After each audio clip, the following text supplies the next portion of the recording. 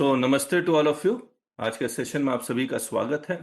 Last session में हम लोग गवर्नमेंट अथॉरिटी का डेफिनेशन पढ़ रहे थे और गवर्नमेंट अथॉरिटी का डेफिनेशन पढ़ने के बाद जब मैं नेक्स्ट डे फिर से दोबारा गवर्नमेंट अथॉरिटी का डेफिनेशन पढ़ने लगा और उसमें पटना हाई कोर्ट का जजमेंट और फिर सुप्रीम कोर्ट का जजमेंट पढ़ने लगा। अब सुप्रीम कोर्ट का जब मैं जजमेंट पढ़ रहा था दोबारा से, तो मुझे एहसास हुआ कि मैंने कुछ उसको समझने में गलती कर दी। ये वाला पहले गवर्नमेंट अथॉरिटी का डेफिनेशन ये वाला था, जहां पर ये 1 और 2 दोनों एक साथ लिखा हुआ देखेंगे, मीन्स और एनी अदर और establish with 90% more this setup by an act of parliament stated this carry out function of this.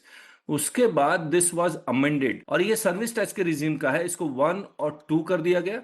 इसके बाद ये लाइन जोड़ी गई विथ 90% और more participation by way of equity और कंट्रोल। पटना हाई कोर्ट ने कहा ये वाली लाइन सिर्फ 2 के लिए है, 1 के लिए नहीं है। सुप्रीम कोर्ट ने भी यही कह दिया कि ये वाली लाइन जो है, ये वाली पैराग्राफ, वो सिर्फ 2 के लिए है, 1 के लिए नहीं। बट मैं बहुत श्योर था कि ये वाली लाइन दोनों के लिए ही है, तो सुप्रीम कोर्ट ने ये इंटरप्रिटेशन किया ही नहीं, सुप्रीम कोर्ट ने ये इंटरप्रिटेशन किया। तो मैंने सुप्रीम कोर्ट का ऑब्वियसली गलत मतलब समझा और जिसके लिए मेरे साथ थोड़ा डिस्कशन हुआ था लास्ट हाँ, में जब आपके साथ भी डिस्कशन हुआ। तो इस ग्रुप में एक खास बात है और मैंने देखा है कि लोग ग्रो करने का एक साफ तरीका यह है, you accept the mistake, yes I have committed the mistake. Second, discussion होता है सर, ये तो इसमें तो। हाँ, second, analyse why this mistake has happened, hmm.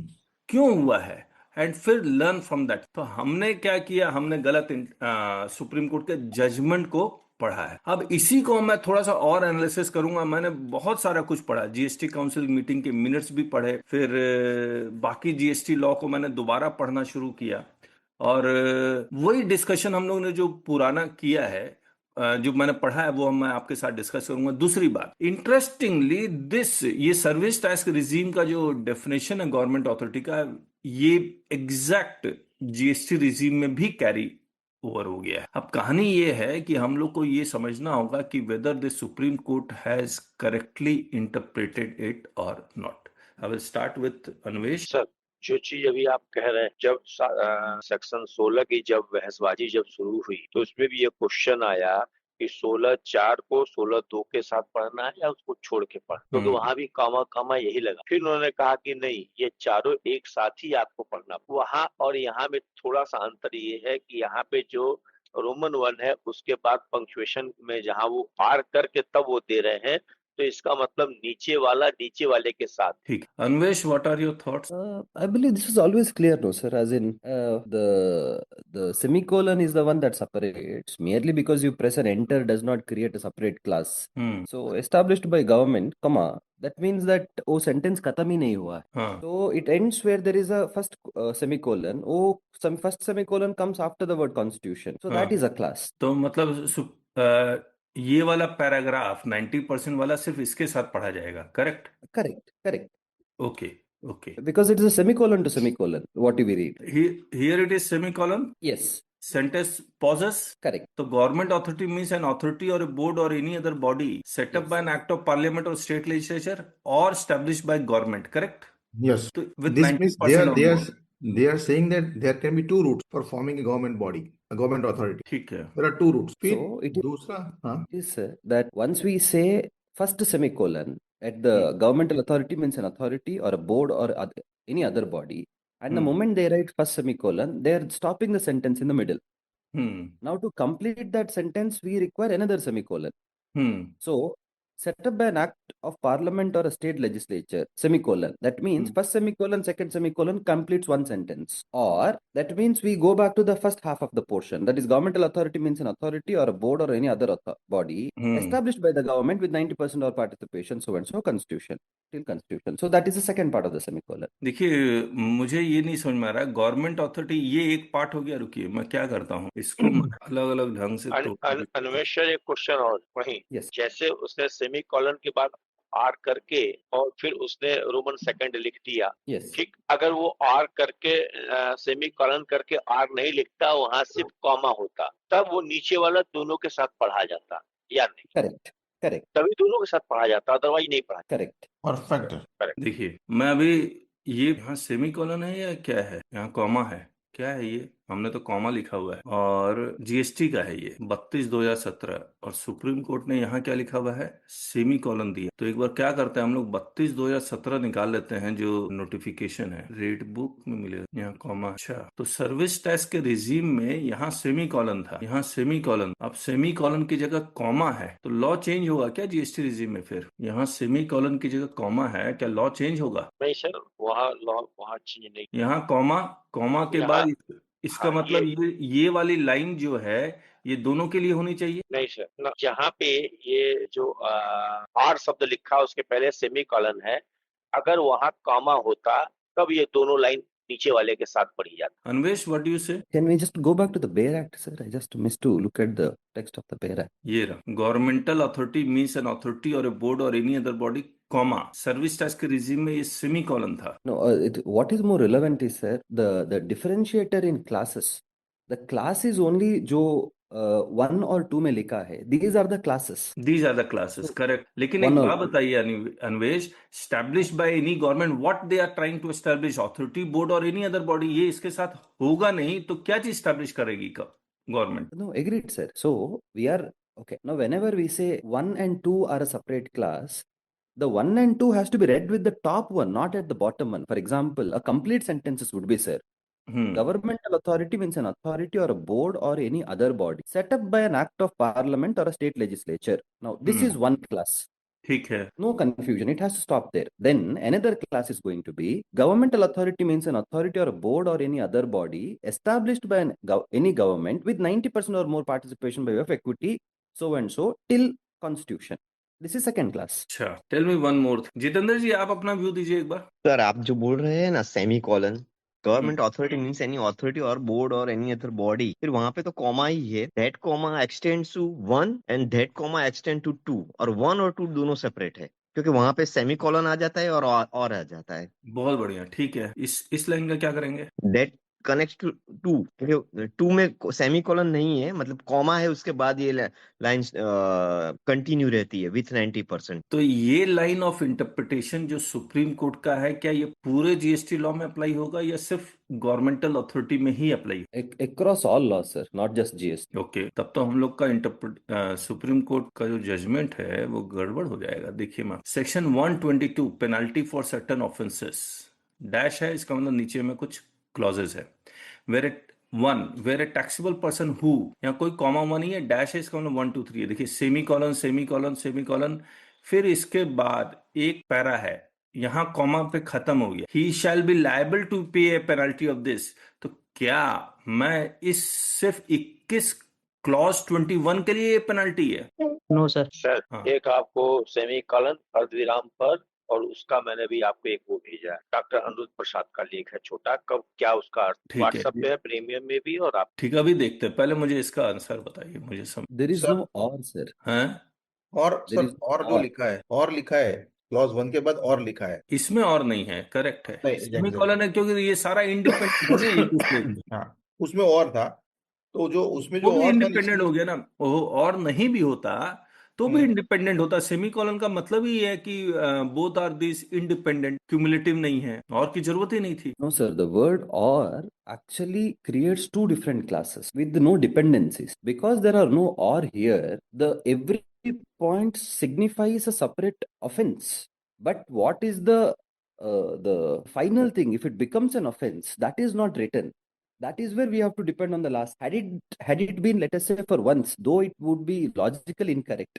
But if it would read it as just or, like one offense or another offense, or then for each offense line they have to write what was supposed to be the punishment there itself. Okay, अगर वहाँ कामा नहीं देता, सिर्फ are लिखा रहता ना, तब दोनों को एक साथ देखना पड़ता, ये आई। नहीं, it has to be इसका बताइए 124 बताइए, छोड़ दीजिए, यहाँ तो और है, लेकिन फिर आप यहाँ कहेंगे सेमी कॉलन नहीं, तो सेमी कॉलन और को मैं एक ही मतलब तराजू में तौल रहा हूँ, इसको भी छोड़िए। यहाँ देखिए, इसको वेर एनी पर्सन, ये 130 का कंट्रावेंशन है, 1 2 3 4 5, इसके बाद लिख दिया देन ऑल सच गुड्स। फिर आप कहेंगे ऑल सच गुड्स क्यों लिखा हुआ है यहाँ पर, इसीलिए सब पे आ गया। आगे चलते हैं, 132 punishment for certain offences, semi colon, dash, semi colon, no और, उसके बाद एक पैराग्राफ आएगा, शैल बी पनिशेबल 1 2 3, फिर आप क्या कहेंगे? 130। जितेंद्र जी यस सर। बताइए अब।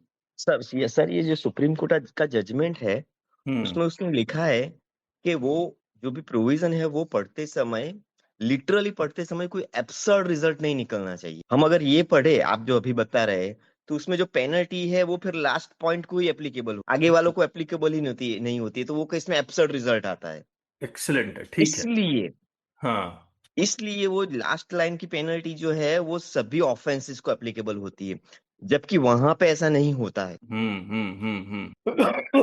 अब यहाँ सुप्रीम कोर्ट ने कैसे ये कॉमा और सेमी कॉलन, इसका कहा है कॉमा और सेमी कॉलन को इग्नोर कर दीजिए सुप्रीम कोर्ट ने। सर कोई एक डिसीजन इलाहाबाद का था, इधर ही आया है, दिमाग में नहीं आ रहा है, वहां उसने कॉमा सेमीकोलन पे टिप्पणी। देखिए, where the language of a statute is clear, the words are in themselves precise and unambiguous, and a literal reading does not lead to absurd construction, the necessity for employing rules of interpretation disappears and reaches its vanishing point. Held that harmonious construction is required to be given to a provision only when it is shrouded in ambiguity and lacks clarity, rather than when it is unequivocally clear and unambiguous. कहाँ ये semi colon, ये सबको ignore कर दिया इन्होंने।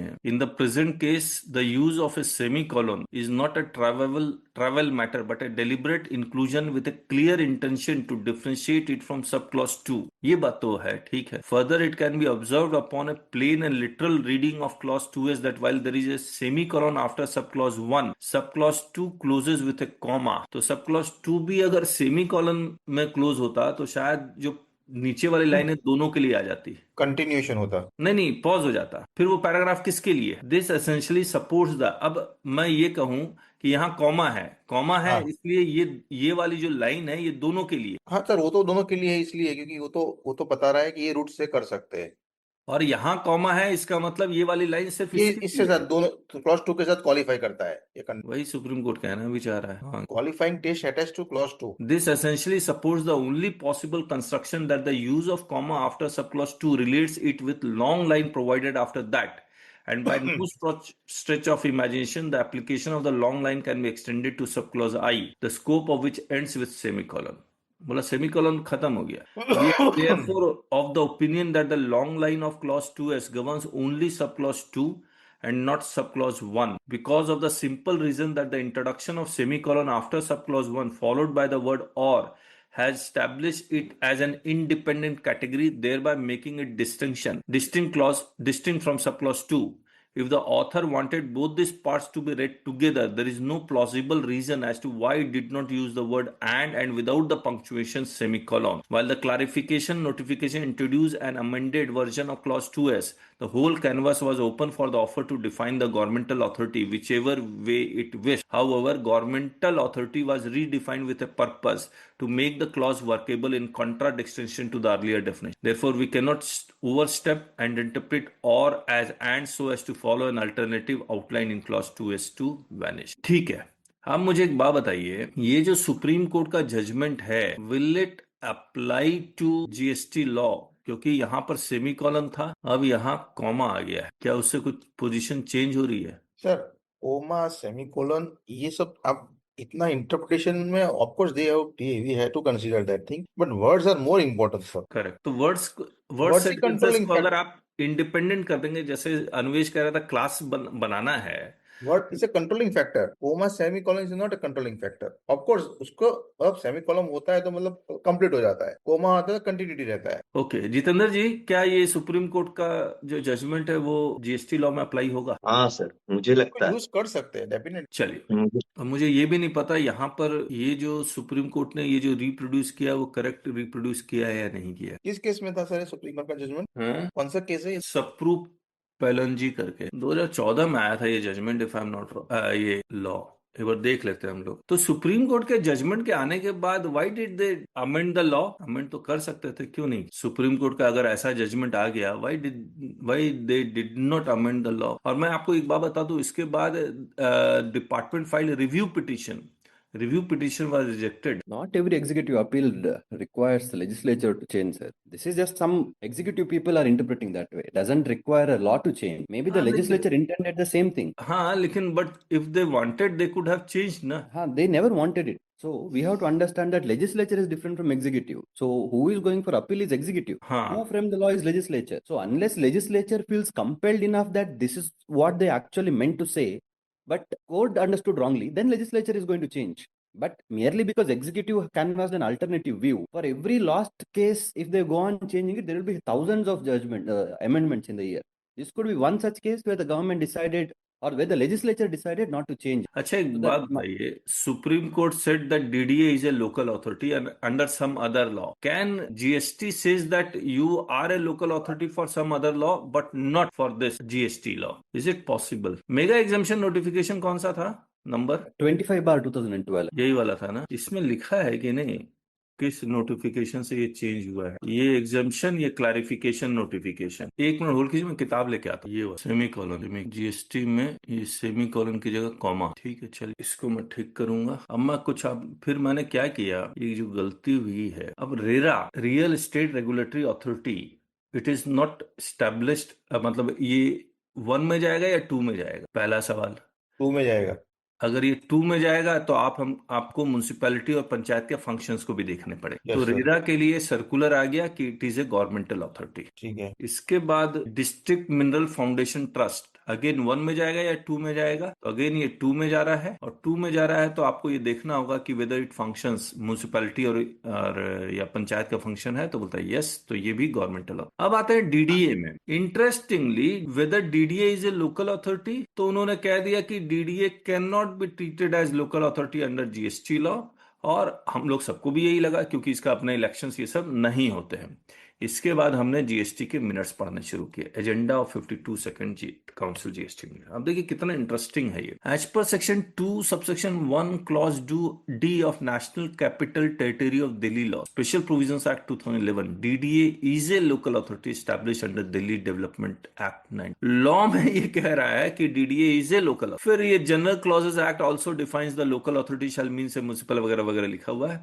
Supreme court in RC Jain case has held DDA to be a local authority. DDA has claimed a status of local authority on the basis of NCT Act, ये वाला, which declares DDA as a local authority, and a Supreme Court judgment passed in 1981 in the context of liability of DDA to pay bonus to employee. The issue was deliberated in fitment committee and it was felt that matters required detailed examination, hence it may be deferred. तो 52 second GST council meeting में GST law could not decide whether DDA is a local authority or in spite of the fact that law ये कह रहा है कि DDA is a local authority, Supreme Court in RC Jain case also said that DDA is a local authority. इसके बाद क्या हुआ, ऐसा कैसे हो गया? अच्छा, इसके बाद क्या हुआ मैं आपको दिखलाता हूँ, बहुत इंटरेस्टिंग जीएसटी काउंसिल। सर ज्यादा पढ़ना भी बहुत गलत नहीं लगता है?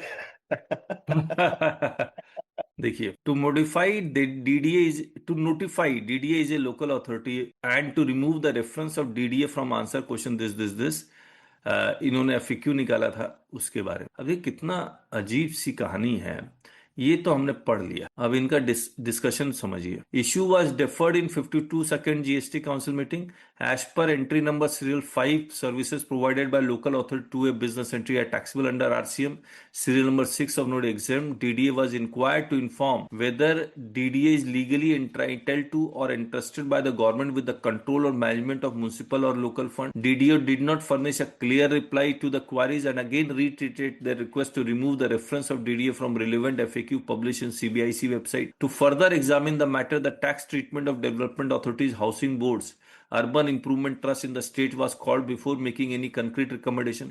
क्योंकि अगर डीडीए को लोकल अथॉरिटी मान लिया जाता है तो जितने भी स्टेट में इस तरह के डेवलपमेंट अथॉरिटी एस्टैब्लिश्ड हैं उन सबको वो लोकल अथॉरिटी मानेंगे। तो from the submission received from state it is seen that in all the states varied practices are being followed.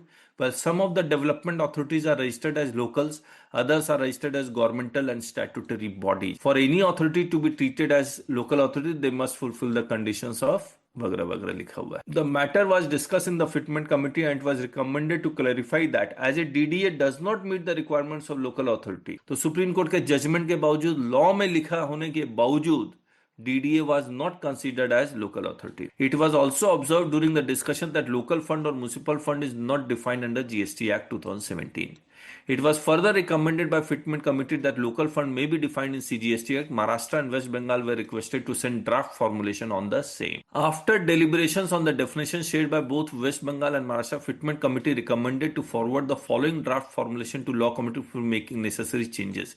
ये लोकल फंड फिर डिफाइंड हुआ, मैं आपको दिखला भी देता हूँ। ये रहा डेफिनेशन ऑफ लोकल अथॉरिटी, यहाँ दे एडेड समथिंग। ये रहा local fund means any fund under the control management of an authority of a local self government established for discharging civic function in relation to panchayat area and vested by law with the powers to levy, collect and appropriate. ये 2 number कहाँ गया? 2 number 1 अक्टूबर 2025 से ये effective है, और ये circular कब का है? 28 जनवरी 2025 का है।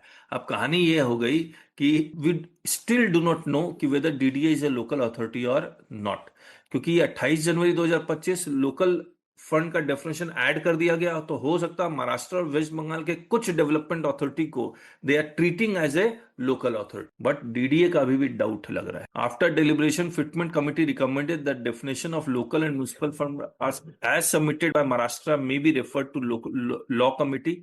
It was also recommended that it may be clarified that as DDA does not meet requirement of local authority, it cannot be treated as a local authority under GST. अब सवाल ये उठता है कि सुप्रीम कोर्ट के judgment के बावजूद, law में लिखे होने के बावजूद, why DDA is not considered as a local authority? Jitendra जी, वेश कोई तो कहे कुछ। जिनेश जी। सर, इतना बड़ा ज्यादा कॉन्फ्लिक्शन हो गया है कि हम तो एकदम सिंपल वाले हैं, मतलब ये बोल देते हैं। इतना जी, मतलब हमने डीप डाइविंग नहीं किया है। सही बात है। हमने तो गवर्नमेंट अथॉरिटी का डेफिनेशन पढ़ लिया, हाँ उसका मतलब बस। फॉर्मेशन का रूट देख लिया, फिर हाँ क्वालिफायर किसके साथ है 90% वाला वो देख लिया, वो समझ लिया कि क्वालिफायर जो 90% वाला जो है वो सेकंड क्लॉज पे एप्लीकेबल होता है। रूट कौन सा है फॉर्मेशन का? दोनों का, ये 2 रूट से हो सकता है बस। और क्वालिफाइंग जो होता है वो फर्स्ट में नहीं होता है, सेकंड में ही होता है। मतलब ये सब डिस्कशन करने का यही एक मतलब है। एक तो हमने कहा कि हमने गलती क्यों की, आपको सब समझ में आ रहा होगा कि मैंने ये गलती हाँ। क्यों की सुप्रीम कोर्ट का जजमेंट को समझने में। आपने सर परफेक्ट करी, इतना रीडिंग किया हाँ आपने, तब जाके वो अपने निष्कर्ष निकाला कि ये क्वालिफाइंग जो क्लॉज है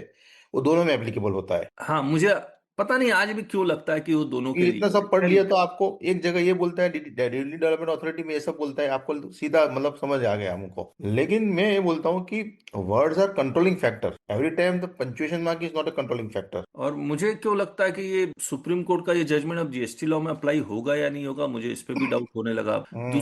तीसरा कि लॉ इतना ज्यादा फ्लूइड है, कोई हाँ। केस अगर आपके पास आता है, अगर आप डीप स्टडी करते हैं, हम्म। तो आपको सॉल्यूशन जरूर मिलेगा, हर हालत में मिलेगा। But you have to do deep study, बहुत ज्यादा पढ़ना। हाँ। लिटिगेशन की ये डिमांड भी है, तभी आप लिटिगेशन की प्रैक्टिस कर पाएंगे, हाँ। अच्छी प्रैक्टिस कर पाएंगे। वैसे तो बहुत लोग कर रहे हैं, कहने के लिए बहुत लोग करते हैं, हाँ मैं भी लिटिगेशन प्रैक्टिस करता हूँ, SMT 10 और DRC 01 का रिप्लाई करता हूँ। लेकिन जब आप हाई कोर्ट, सुप्रीम कोर्ट और लॉ इंटरप्रिटेशन का मामला हो, हम्म। तो बहुत डीप स्टडी चाहिए। Anvesh, what are your thoughts? Jitendra ji, thoughts बताइए क्या किया। सर सर हाँ लॉ में मतलब जीएसटी लॉ में और नोटिफिकेशन में लोकल अथॉरिटी की जो डेफिनेशन दी है वो एक बार पढ़िए ना। हाँ वो तो पढ़ लेंगे, लेकिन मैं बस इतना जानना चाह रहा हूँ कि वाई सुप्रीम कोर्ट और लॉ के बावजूद, एनसीटी एक्ट के बावजूद, DDA is not being treated as local. इसीलिए मैं बोल रहा हूँ ना, क्योंकि लॉ में इट्स सेल्फ लोकल अथॉरिटी की एक अलग डेफिनेशन दी है, और अगर डीडीए उसमें फॉल नहीं होता है। नहीं, डीडीए फॉल होता है या नहीं होता, उससे क्या फर्क पड़ता है कि पड़ेगा? ऑफ कोर्स पड़ेगा ना। Okay. Sir, an example would be हाँ now, whenever, for example, let us say that we open any urban development authority law. It could be DDA, it could be Bangalore Urban Development Authority, it could be any urban development authority. In that law, they specifically say urban development authority is a body corporate. However, when we look at the definition of body corporate in the context of GST, it is reference to only those companies created under Companies Act as a body corporate. So, merely because Urban Development Authority is a body corporate under Urban Development Authority Act does not necessarily mean that it is a body corporate under GST Act. Okay.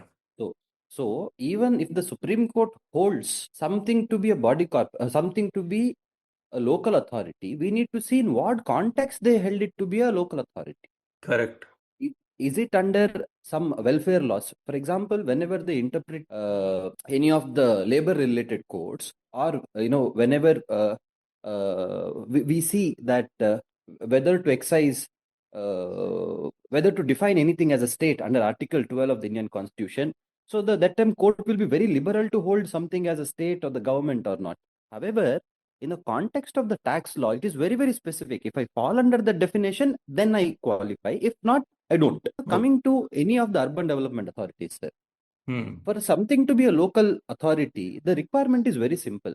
It should be a self-governing authority. That means it should have the right to collect some fees or tax, and then there is no requirement for it to immediately send it upwards to the consolidated fund of the state or consolidated fund of India.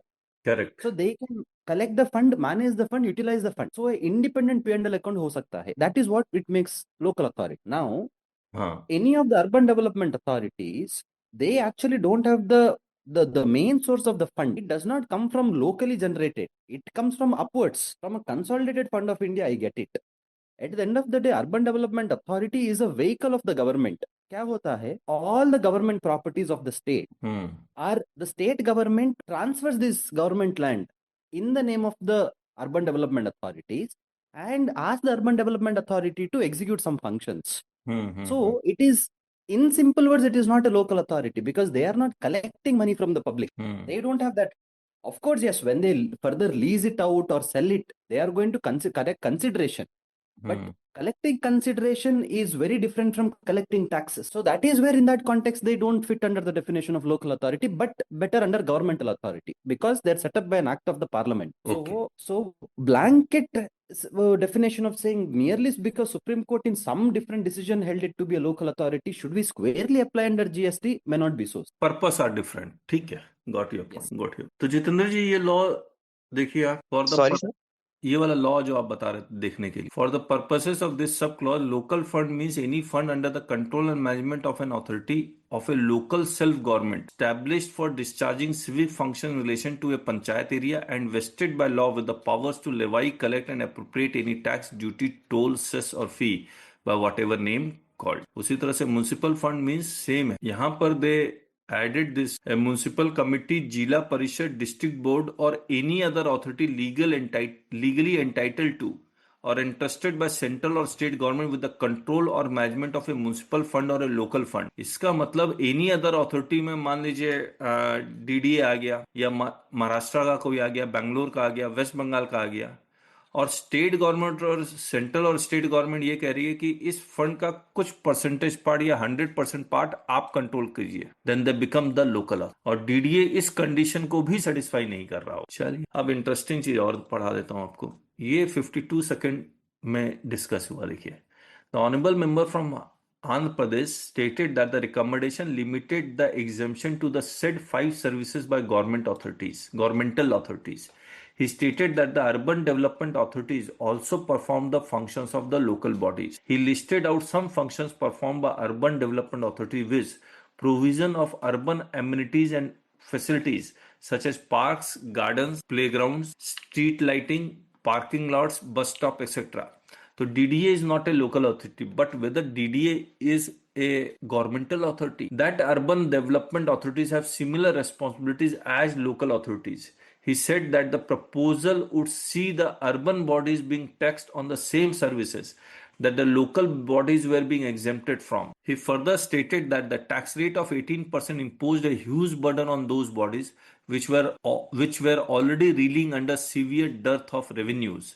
He requested that the exemptions under the proposal may be broadened to include all governmental authorities other than those providing purely commercial activities. अब देखिए fitment committee ने क्या. The secretary clarified that the issue of whether an urban development authority is a governmental authority or local authority is a separate agenda which had been deferred by the fitment committee and the council may decide after the same fitment committee has examined and given its recommendations on it. He stated that there was difference in the way entities such as governmental authorities, public authorities, local bodies, etc. and other entities were taxed Similarly, there is a disparity in taxation of goods and services being supplied to such bodies. He stated that this was inherited from pre-GST era and would have to be looked. तो आप ये समझ लीजिए कि ये governmental authorities के definition में GST, अभी भी जीएसटी काउंसिल ने कोई अपना ओपिनियन स्ट्रांगली पुट फॉरवर्ड नहीं किया। और राजेश जी ने कुछ भेजा है, वो देखते हैं। राजेश जी, कौन सा है? यही है क्या? किसी और? इसको खोलना बड़ा मुश्किल। व्हाट्सएप ये भी चल रहा है ना? शायद यही है, वैसे नहीं खुल रहा। यही वाला है? हाँ, ये नॉर्मल है। डॉक्टर अमृत प्रसाद जब पढ़ाते थे। कौन पढ़ाते थे? डॉक्टर अमृत प्रसाद। अच्छा। इनकी बहुत सारी किताबें भी हैं विधिक पे। विधिक भाषा की रूपरेखा, अल्प विराम, कॉमा, इसे अल्प विराम निम्न स्थितियों में प्रयुक्त होता है। वाक्य में जब दो से अधिक पदों, पदांश अथवा वाक्यों में संयोजक